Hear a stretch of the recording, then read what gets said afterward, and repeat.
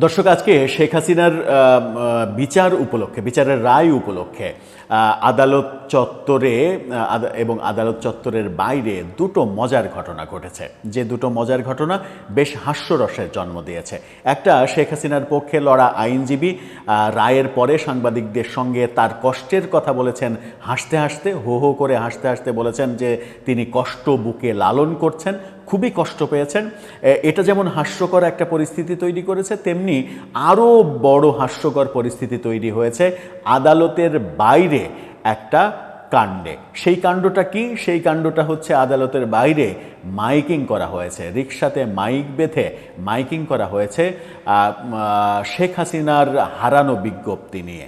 নিখোঁজ সংবাদ দিয়ে একটা মাইকিং করা হয়েছে, যেটা যেমন একটা হাস্যরসের সৃষ্টি হয়েছে। বাঙালির রসবোধ যে মানে চূড়ান্ত পর্যায়ে, বাঙালি যে অনেক বেশি রস সমৃদ্ধ, সেটা এই ঘটনার মধ্য দিয়ে প্রমাণ হয়েছে। যারা শেখ হাসিনার বিপক্ষের মানুষ, তারা এটা নিয়ে বেশ মজা পেয়েছে।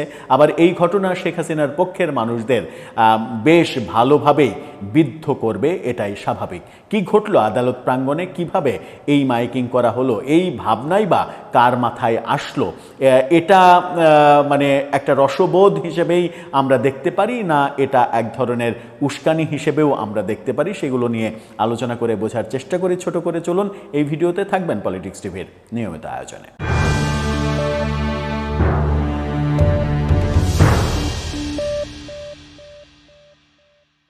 দর্শক, বলছিলাম আদালত চত্বরের বাইরে মাইকিং, শেখ হাসিনা হারিয়ে গেছেন সেটা নিয়ে মাইকিং হয়েছে। মানে বাঙালি পারেও, মানে বাঙালি সত্যিই পারে, বাঙালির মধ্যে যে রসবোধ, কখনো কখনো এই রসবোধটা বেশ মজা তৈরি করে। হয়তো এই মজার পেছনে কারো কারো কান্না লুকিয়ে রয়েছে, অবশ্যই কান্না লুকিয়ে রয়েছে। এই যে যারা এই রসময় ব্যাপারটা ঘটিয়ে মজা মারার চেষ্টা করলেন, মজা লোটার চেষ্টা করলেন, অন্য আর একটা পক্ষ প্রচণ্ড কষ্ট পাবে এটা যে তাদেরকে নিয়ে হাসি ঠাট্টা করা হচ্ছে। হয়তো তাদের সময় আসলে তারাও এরকম এর চাইতে হয়তো 10 গুণ বেশি হাসি ঠাট্টা করবে। এটাই তো বাংলাদেশ এবং বাংলাদেশের রাজনীতির নিয়ম হয়ে দাঁড়িয়েছে। কি ঘটলো আদালত চত্বরে? যুগান্তরের শিরোনামটা দেখলেই বুঝতে পারবেন। সেখানে একটা রিকশায় 2টা মাইক, সামনে একটা পেছনে একটা, সেই মাইকের ছবি দিয়ে যুগান্তর লিখেছে শেখ হাসিনার সন্ধান চেয়ে মাইকিং। অর্থাৎ আদালত চত্বরের বাইরে শেখ হাসিনার সন্ধান চেয়ে মাইকিং করা হয়েছে। শেখ হাসিনা হারিয়ে গেছেন, তার খোঁজ দেওয়ার জন্য। কি বলা হয়েছে সেখানে বলা হয়েছে যে এই আন্তর্জাতিক অপরাধ ট্রাইব্যুনাল এলাকায় মাইকিং শোনা যায়। এই সময় মাইকে বলতে শোনা যায়, সেটা খুব ইন্টারেস্টিং, মাইকে বলতে শোনা যায় একটি হারানো বিজ্ঞপ্তি। আমাদের হাসিনা খালা, মানে শেখ হাসিনা, গত 5 আগস্ট সপরিবারে হারিয়ে গেছেন। যদি কোনো সহৃদয়বান ব্যক্তি তার সন্ধান পান, তবে তাকে হাইকোর্টের ফাঁসির মঞ্চে পৌঁছে দেবেন। একটি হারানো বিজ্ঞপ্তি। এইভাবে মাইকিং করা হয়েছে ওখানে। যখন আমরা দেখলাম যে এই আদালত থেকে শেখ হাসিনার বিরুদ্ধে ফাঁসির রায় আসলো, আসাদুজ্জামান খান কামালের বিরুদ্ধে ফাঁসির রায় আসলো, তখন একটি রিকশা, 2টি মাইক এবং একজনের এই মানে হারানো বিজ্ঞপ্তি দেয়া, এটা হয়তো সেখানে আদালত পাড়ায় উপস্থিত মানুষকে হয়তো একটু বিনোদন দিয়েছে, বিনোদন দেওয়ার জন্যই হয়তো এটা করা হয়েছে। কিন্তু গণমাধ্যম এটা নিশ্চিত করেনি যে এই কাণ্ডটা কারা করলো, এটার পেছনে কারা ছিল। এটার পেছনে কি জুলাই যোদ্ধাদের কোনো সংগঠন ছিল? এটার পেছনে কি এনসিপি ছিল, কিংবা বিএনপি, জামাত, কারা ছিল? এটা কিন্তু গণমাধ্যম নিশ্চিত করেনি। কিন্তু যে ছবিটা যুগান্তর দেখাচ্ছে, বেচারি রিকশাওয়ালার চেহারাটা দেখা যাচ্ছে সেই ছবিতে। এই রিকশাওয়ালা না আবার পরে বিপদে পড়ে যান যে বেটা তুই রিকশা ভাড়া দিলি কেন শেখ হাসিনার হারানো বিজ্ঞপ্তি প্রচারের জন্য। কারণ বাংলাদেশে কে কার ওপরে কখন প্রতিশোধ নেবে, কিংবা এই মাইকের কোম্পানির নাম যদি জানতে পারা যায়, তাহলে সেটাও আবার মার্ক করা হবে কিনা এবং সামাজিক যোগাযোগ মাধ্যমে সেটা ঘোষণা করে দেয়া হবে কিনা, এই মাইক কোম্পানির মাইকে শেখ হাসিনার বিরুদ্ধে এই ধরনের অপমানজনক কর্মকাণ্ড করা হয়েছে, এই তার ঠিকানা, এই দোকানের ঠিকানা, এই ফোন নাম্বার, এই হচ্ছে মালিকের ছবি। এই ব্যাপারগুলো কেন বলছি?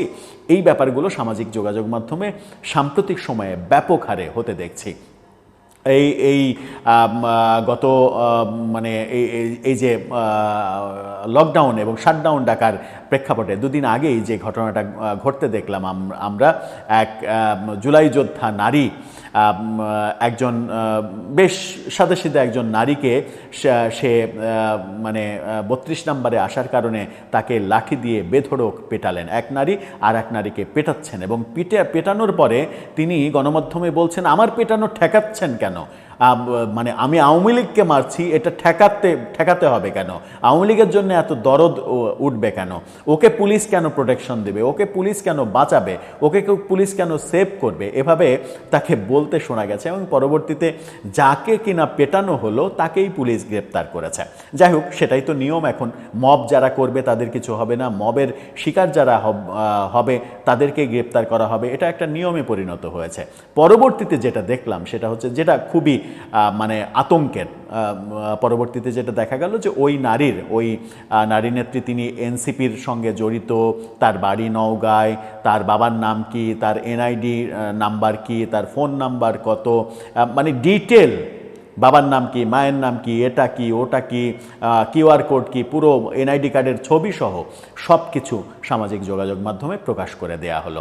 এবং এই প্রকাশ সাথে আমরা দেখলাম নাসিরউদ্দিন পাটোয়ারির সঙ্গে তার ছবি, সেই ছবি নিয়ে সেগুলো ব্যাপকভাবে প্রচার হচ্ছে। এমনকি আরও ভয়াবহ ব্যাপার হচ্ছে যে তাকে কেন্দ্র করে আরেকটা নারীকে সাথে নিয়ে, নাসিরউদ্দিন পাটোয়ারিকে সাথে নিয়ে এআই ভিডিও বানিয়ে, মানে বেশ কুরুচিপূর্ণ এআই ভিডিও বানিয়েও প্রচার করা হচ্ছে। তার মানে হচ্ছে যে সামাজিক যোগাযোগ মাধ্যমে এই ব্যাপারগুলো যে ঘটবে, কারণ আপনি যদি হিংসা ছড়ান তাহলে আরেক পক্ষ প্রতিহিংসা ছড়াবে, এটাই স্বাভাবিক।